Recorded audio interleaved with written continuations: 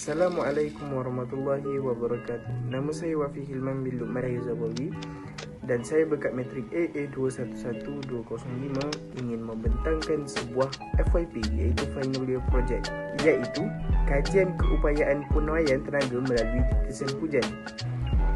Di dalam video ini saya akan membentangkan latar belakang projek dan juga saya akan memberitahu apakah skop kerja saya terhadap projek ini.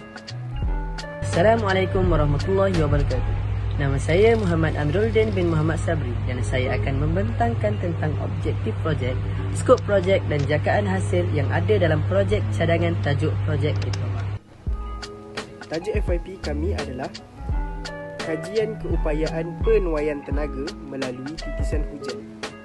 Cuaca Malaysia dicirikan oleh dua regimen monsun, iaitu monsun barat daya yang bermula pada akhir Mei dan berlangsung sehingga September. Dan yang kedua ialah monsun timur laut yang berlangsung dari November hingga Mac. Malaysia mengalami taburan hujan yang tinggi sepanjang tahun dengan purata hujan tahunan sebanyak 3085.5 mm. Kuching Sarawak mempunyai purata hujan tertinggi di Malaysia dengan 4159 mm dan 279 hari hujan setahun. Dengan maklumat ini, kita boleh melakukan beberapa inovasi iaitu penuaian tenaga. Penuaian tenaga ialah proses mendapatkan tenaga daripada persekitaran sistem dan menukarkannya kepada kuasa elektrik yang boleh digunakan. Penuaian tenaga membolehkan elektronik beroperasi di kawasan yang tiada sumber kuasa konvensional.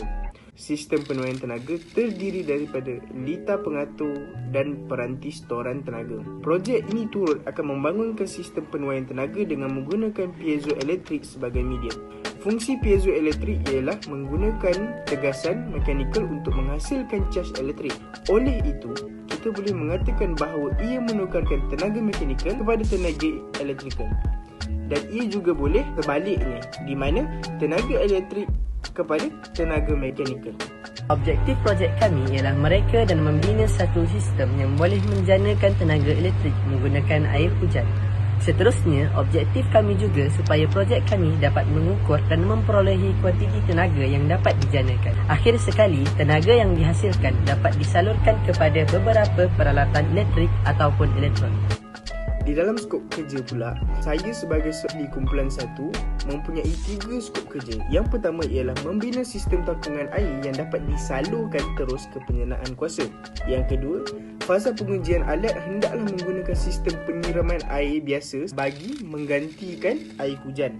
Sistem penyiraman ini dapat melakukan yang pertama, membuat jadual penyiraman. Yang kedua, mengukur kuantiti penggunaan air yang digunakan menggunakan rumus matematik. Dan yang ketiga, fungsi-fungsi lain yang bersesuaian. Bagi skop projek ahli kumpulan 2, saya perlu melakar reka bentuk takungan air dan mesin penjanaan kuasa. Selain itu, saya juga harus mengumpul dan menganalisa data yang diperolehi dari prototipe yang dibina.